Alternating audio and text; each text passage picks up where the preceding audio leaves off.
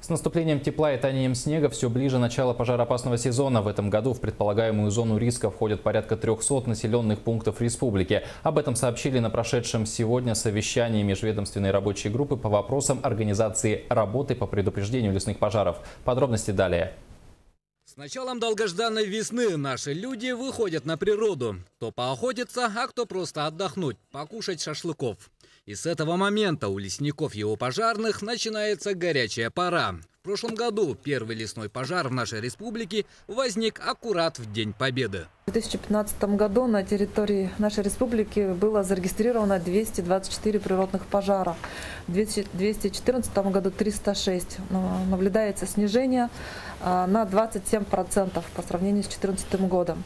Причина половины из них – человек. Где-то нашли виновных, но где-то, к сожалению, нет. Так было возбуждено 3 уголовных дела, по которым виновные лица установлены и наказаны. Но есть и такие случаи, когда так называемые сельхозпалы перерастали в крупные лесные пожары.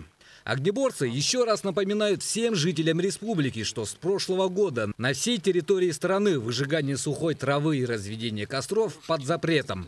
Прошлогодняя трагедия в Хакасии еще долго будет о себе напоминать. Население у нас должно знать, это касается всех населенных пунктов. Сейчас как раз идет,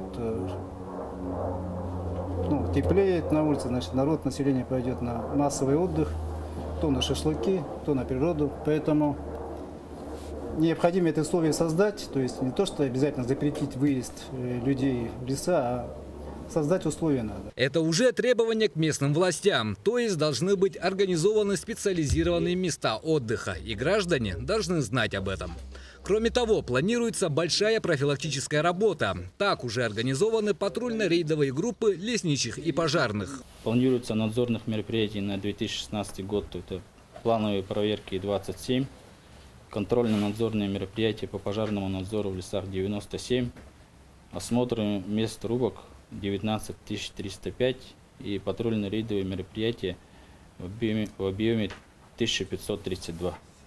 В этом году в предполагаемую зону риска входят 299 населенных пунктов республики, из которых 56 находятся в особой опасности. Так что, дорогие якутяне, будьте предельно осторожны с огнем в лесном массиве. Виталий Абрамов, Василий Соловьев, НВК Саха, Якутск.